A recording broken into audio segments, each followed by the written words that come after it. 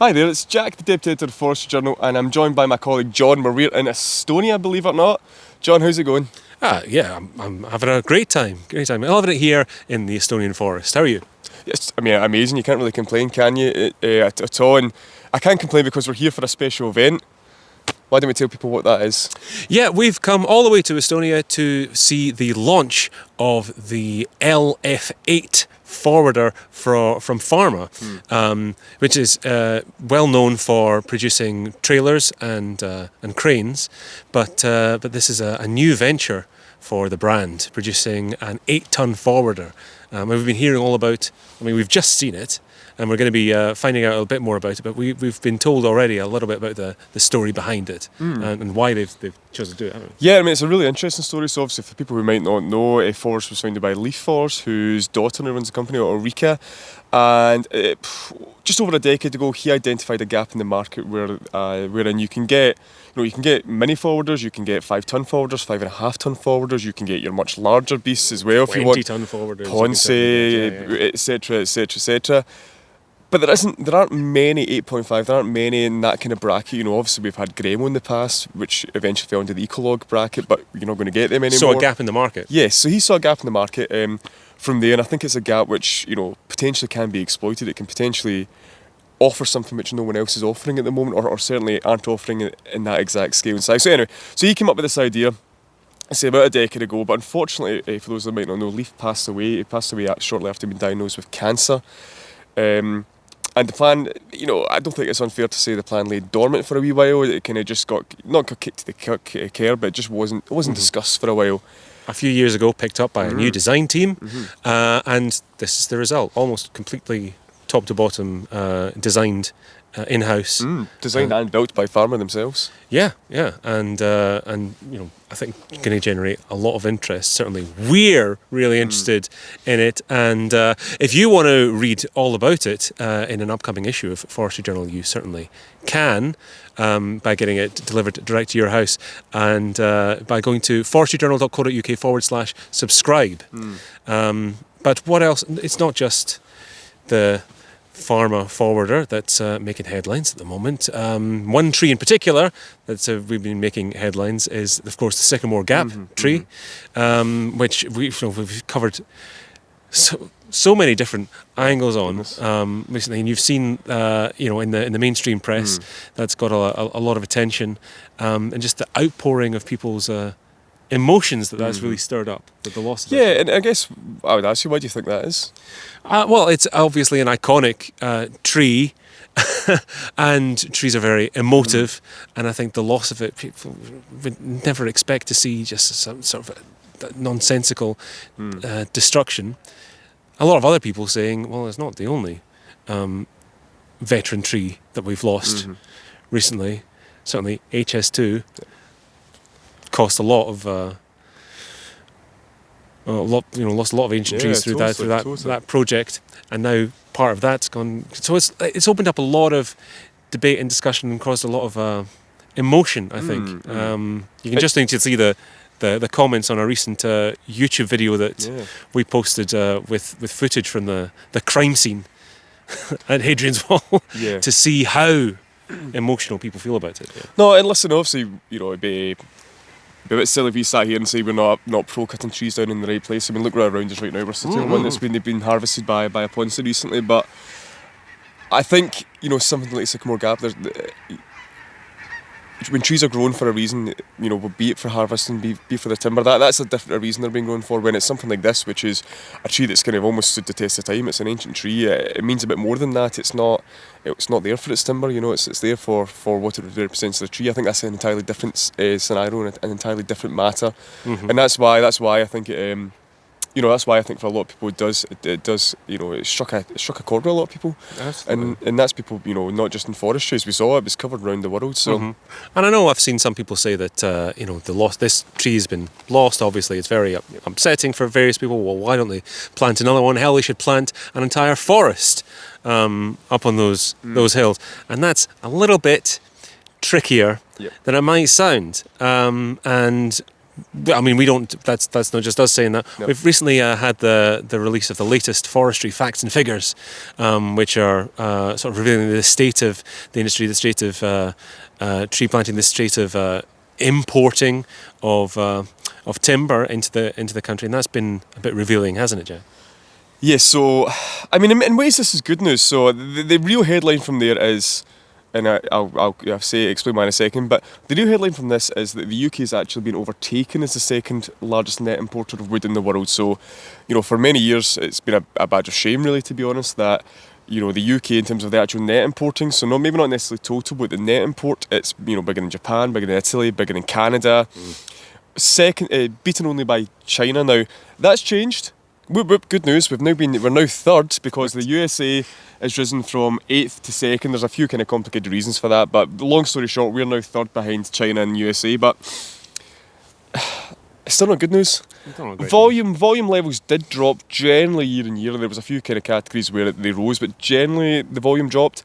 The total value that rose quite significantly, actually. I mean, you're still talking £9.7 billion worth of wood was brought into the country last year, so it's still significant. It's still a lot. It's still, it ties into all these kind of different complicated factors. As you mentioned, we don't plant enough trees, we don't create enough woodland, and the woodland we create now is for something in 30 years' time, but it's still going to be the case. We're going to, for all intents and purposes, it looks like we could be sitting here in 30 years' time having the exact same conversation about the UK's wood, and it might even be worse by then, the way things are going. So, yeah, I think we're lacking a proper land strategy. I'm not hardly the first person to say that, and there are some voices expressed on that exact point in the next issue, in the November issue of Forestry Journal. There are going to be further discussions, I think, as well at the upcoming Confor conference, the CLA conference, and I shouldn't doubt the next APPG.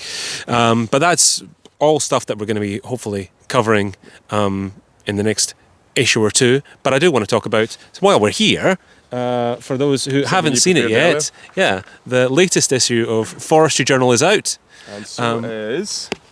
of essentialARB, for October. And so Forestry Journal, this is Field and Forest on the cover this month, promoting the fact that they've got Westec Woodcracker now, which they've recently become a dealer for, and people who will have read their profiles recently will know that they now have two depots, one in Scotland, one in England, to service the whole country.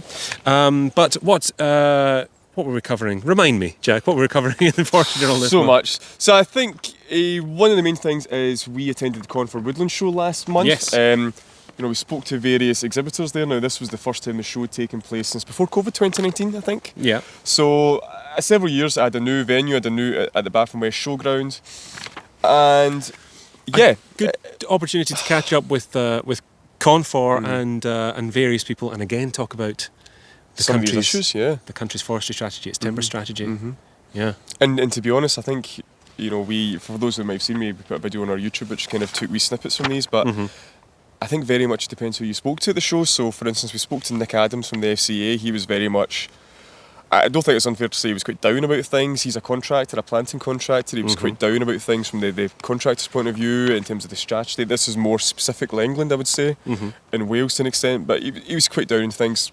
On the flip side, you have John Bruce, who's just recently taken over as national manager for England for Confor. He was quite upbeat, quite positive, and there are things to be positive about. The UCO strategy, is England Woodland Creation Offer, is generally pretty good. You've got Trudy Harrison, the Forestry Minister, being quite optimistic about things in forestry in England right now and being quite bullish. Now, those were kind of the talking points, but as I say, you can read that in there. You can also read from exhibitors, including Woodmiser were showing off their new battery-powered prototype sawmill, the very first one ever built in the industry, the very first one in the UK. Yep. That drew a little bit of attention. Spoke to Marshall Logging. Yep.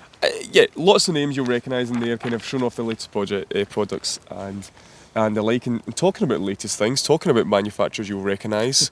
They don't come much bigger than Komatsu, John. Well, Komatsu. We were at, of course, on the opening day for the new Komatsu UK HQ in Carlisle, and we were down there to see it firsthand. Which is it's a great office. It's a great facility. It's much bigger and grander than what they had at Longtown until just recently. It takes a lot of inspiration from Komatsu's head office in Sweden, and it's the first outright owned facility that I think Komatsu's had. It's a major investment for the company in the UK. Certainly, where it's sort of suggesting they're going to be here to stay for a long time, and going to grow bigger and better. Yes, so I think so. That was a fantastic event. Really, really impressive to see, actually. Yeah. And I guess maybe a kind of not a similar line, but something a wee bit different perhaps. We sent one of our writers down, Forester Mike Tyson, not the Mike Tyson, I must stress, but Mike Tyson himself from Low Impact Forestry. He went down to Kirkland, UK, and he got a chance to get behind the wheels of... Well, a full range of Antonio Carraro compact tractors. Who doesn't love a tractor? But he was there to see the Mac 4, which is being positioned as a useful tractor for low impact forestry. Mike is from a company called Low Impact Forestry, so it made sense for him to go down and try it. And I think fair to say he was really impressed. He loved it. I think that's kind of the best way to sum it up. Yeah. And he actually got to try out, as John says, a few of them, and every single one. Whether it was a bit cheaper, whether it was more expensive, etc., etc. Every single one of them had their own qualities, their own perks, their own quirks, I think, too. So he was very, very impressive. So you can read that in there, and you can read lots more in Forestry Journal. And lots more, yes. Yeah. And don't forget essentialARB, of course. essentialARB. Now, on the front this month is Camp, which is a kind of brand, an Italian manufacturer of various climbing products, including lovely harnesses like you can see in the front. Fletcher Stewart. The reason they're on the front is because Fletcher Stewart is now a distributor for them in the UK, so you can get all their products there, which I don't think you've been able to in the past. In terms of what's in essentialARB, you've got your usual favourites like Tree Gang, Tales from the Trees, A View from the Nursery. The return of ARB business with Paul Elcote, talking about the approved ARB contractor scheme, a bit of an updated guide. Yes, if I can actually get these pages open because of my gloves. Yep. Probably the main feature this month, not too dissimilar to what we're doing today, is a big feature on forest, which hopefully you can see by doing this. 2023 marks 10 years of forest as a company, as a growing concern. And we were lucky, I think we were the first ones ever, to be invited down to their factory in Andover. Certainly very few companies have been allowed to go in, or very few press have been allowed to go in and see their factory. So we went down to Andover, saw their kind of production line, learned a bit about their story from Doug Ginn, who's the CEO, maybe MD, but He's the boss anyway, let's just put it that way. So we got to learn a wee bit more about that, and I thought it was really interesting how it kind of grown from previously dealing Jensen machines to now where they manufacture their own products and come a tremendous way in 10 years. Totally. And they teased a little bit about some new product. Yes, how can we put this?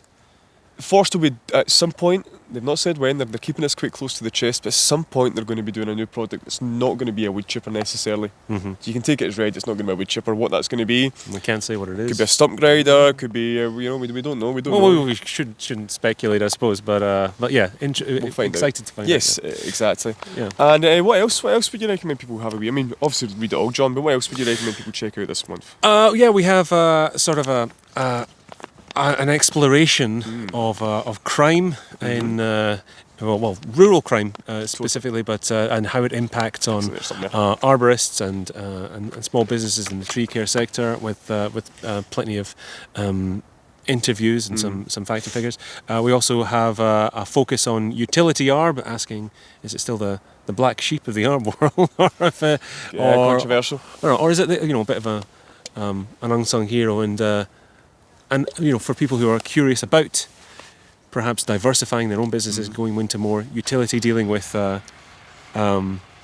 electricity lines and various things like that. But and plenty of other stuff. It's a great issue. We're really proud of it. We are, and it's all in there. As I say, you can also read it online if you subscribe online at forestryjournal.co.uk and support the magazine. Yep. I think given that the LF8 is going to begin to move, so you'll get a wee sneak peek here.